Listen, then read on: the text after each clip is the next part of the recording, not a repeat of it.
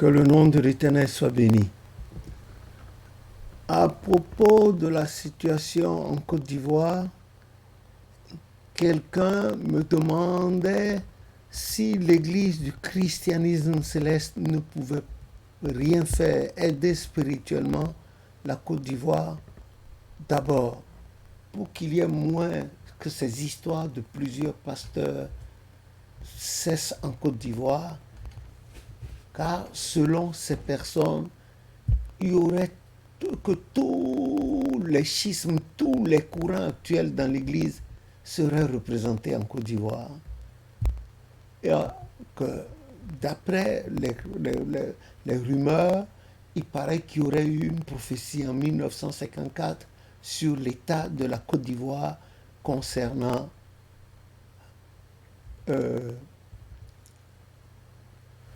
l'Église. C'est vrai et c'est vrai. En effet, il y a eu une prophétie en 1954 par la bouche de Florence Oshofa, une grande visionnaire très incisive, mais colérique. C'était la première femme nigériane de Papa Oshofa, le fondateur. Je vous avais dit que le prophète Oshofa avait un almanach. Et selon cet almanach, il faisait les Pâques. Il faisait les Pâques au Nigeria. Dans la période pascale, il était au Nigeria. Sauf en 1967, où il n'a pas été, l'Éternel le lui avait interdit parce qu'il y avait la guerre du Biafra en ce moment. Et il faisait la Pentecôte en Côte d'Ivoire à l'époque. Il fêtait la Pentecôte selon son almanach. Il faisait la Pentecôte en Côte d'Ivoire et le pèlerinage annuel à Sémé. Cette année-là, il arriva la toute première fois, c'était son premier débarquement en Côte d'Ivoire. Il est venu avec un certain nombre de ses épouses. Il avait voyagé à bord du bateau qu'on appelait Général Mangin. En effet, cette femme, Florence, dont j'ai affiché la photo dans un de vos livres-là, a prophétisé sur la Côte d'Ivoire, sur le destin de l'Église de la Côte d'Ivoire et sur l'état de la Côte d'Ivoire. Il a dit, là le message disait, une partie du message disait, si les autorités publiques administratives de ce pays peuvent faire de l'Église du christianisme céleste une Église d'État, la Côte d'Ivoire est sauvée pour toujours. Mais dans le cas où elle ne regarderait pas du tout à l'Église dans ce pays, il y aurait toujours des troubles, jusqu'à ce que les autorités publiques reconnaissent cette Église et lui accorder sa valeur et mettre de l'ordre là-dedans. Parce qu'il va survenir un moment de désordre.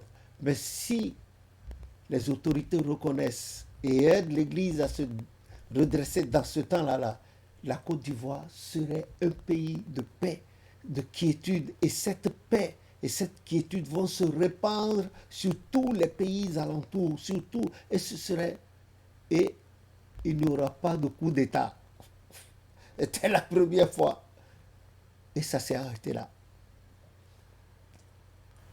En 1975, mars 1975, le prophète Oshofa effectuait sa dernière mission sacerdotale en Côte d'Ivoire. Et un matin, il se tenait debout, il regardait vers le soleil levant et il s'était mis à prophétiser sur la Côte d'Ivoire, annonçant les tristes et graves événements qui surviendraient par la suite.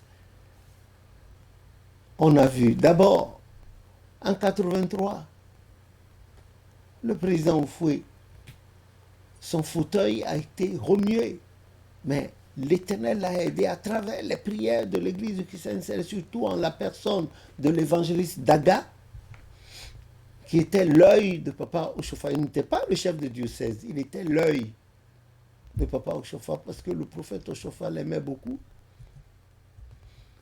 Ensuite, et nous autres, les Troufillons, puis après la mort du président Oufoué, tout ce qui s'est passé dans le pays jusqu'à maintenant. Et puis au niveau de l'Église, après la mort de papa Sylvain Nero, mon tuteur, en mars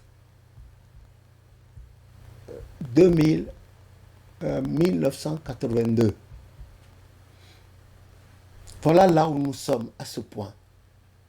Des conflits d'intérêts dans l'Église et dans la société civile. Ce n'est pas possible. S'il n'y a pas la paix dans le pays, il n'y a pas la paix aussi dans l'Église. Mais nous, là, c'est nous qui devons, nous, les gens de l'Église, qui devons prier suffisamment pour qu'il y ait la paix, parce qu'il a dit que là où tous nos talons fouleraient, que notre paix soit pour ces lieux. Mais la Côte d'Ivoire, c'est notre pays. C'est notre pays, c'est là où repose mon cordon ombilical. Et Dieu a voulu que je sois le premier chrétien céleste né là, et que ce soit par mes parents que l'Église atterrisse là-bas en 1950. Et que ce soit là qu'il y a eu la première chorale de l'Église du christianisme céleste en février 1950. Que le travail des chants ait commencé. Les plus fortes dîmes à l'époque partaient de la Côte d'Ivoire pour aider le prophète resté au Dahomey en ce moment. Voilà comment ça se passait. Mais à peine le prophète a été rappelé à Dieu que le schisme, les gens ont permis que le schisme vienne. C'est vrai que après les initiateurs de n'importe quel mouvement, à leur suite, si ceux qui vont lui succéder ne sont pas forts, il arrive des schismes. Mais pour la gloire de Dieu, nous pouvons, avec nos grands devanciers qui y sont en ce moment, nous pouvons faire taire nos querelles intestines et multiplier la conjugaison de l'amour, des rencontres jusqu'à la fin, c'est-à-dire l'unité. Retrouver pour la gloire de Dieu et ne pas militer pour un tel pasteurisant, un autre pasteurisant, un tel... Non. Et ce qui tue notre Église en ce moment, c'est l'histoire des onctions et des grades. Des grades qui n'ont jamais existé dans l'Église à ce jour. Des tenues qui rappellent les mandarins, les empereurs antiques japonais et puis chinois. Ce n'est pas possible. Ça développe l'orgueil. Ça développe l'orgueil. Et une fois que l'orgueil s'est installé, il y a la haine, il y a la médisance, il y a la calomnie. Voilà pourquoi.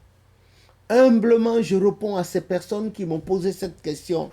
Est-ce que l'Église du christianisme céleste n'a rien à faire pour l'Église en Côte d'Ivoire et pour la paix en Côte d'Ivoire, la paix sociale? J'ai dit oui. Le prophète Oshofa, à cause de Papa Yansounou, il a d'ailleurs dit en 81 et en 83, lorsqu'il a rencontré les Ivoiriens, il a dit, à cause de son frère, il a dit, à cause de mon frère Nathanaël Yansounou. Le prophète aimait beaucoup la Côte d'Ivoire, beaucoup jusqu'à son départ de la terre. Il aimait beaucoup la Côte d'Ivoire. On lui faisait avaler des couleuvres, des trucs, les gens utilisaient ses signatures pour faire du n'importe quoi. Mais il pardonnait. Jusqu'au jour où il a dû donner un coup de poing sur la table en 83, quand il leur disait, ce n'est pas aux brebis d'apprendre aux bergers où les conduire, où les mener. Donc, à travers ces questions-là que nos frères et sœurs de la Côte d'Ivoire m'ont posées, je supplie, j'en fais une opportunité pour supplier nos papas et nos mamans de la Côte d'Ivoire de faire quelque chose pour sortir notre église, le diocèse de Côte d'Ivoire, de l'ornière des rancunes, des oppositions, des clans, et de faire en sorte que la gloire de Dieu revienne là. Car n'oublions pas, c'était de la Côte d'Ivoire qu'il est sorti des prévisions. La fortification de l'Église en matière administrative, c'était la Côte d'Ivoire. Les champs, la plupart ont été par Papa Yansounou, Maman Yansounou en Côte d'Ivoire. Et à l'époque, il y avait une deuxième paroisse à Dimbokro, dirigée par un jeune frère, Papa Yansounou, qui s'appelait Jean Adande Yansounou, et le Papa Joseph Awangonu, qui fut le père à notre maman Esther Oshofa, née à Wangonu. Et c'était par lui que l'Esprit a donné le chant Louez Jésus en 1961-62. Et le prophète a rectifié le chant parce que la plupart chantent Louons Jésus. Il a dit non, de respecter le temps verbal. La chanson a été dite Aigni Jésus, Aigni. Le est là, c'est le vous de respect. Louez Jésus. Voilà, c'était par lui. Donc, je vous prie, je n'ai aucune force. C'est par ma petite voix que je vous supplie de ne pas regarder à vos lombrils ni à vos tenues, vos onctions que vous portez qui ne sont pas des... Vous aussi, voyez, quand vous construisez une maison, pour construire l'étage là-dessus, il faut s'assurer que la fondation s'y est. Si la fondation ne s'y pas, ce n'est pas possible. Les gens voudraient construire une maison sur la fondation que Dieu a donnée à Papa Oshofa, qui n'est pas celle-là. Elle va s'effondrer. Elle va s'effondrer. Faisons l'effort. Oublions nos querelles intestines et revenons-en aux fondamentaux pour la gloire de Dieu.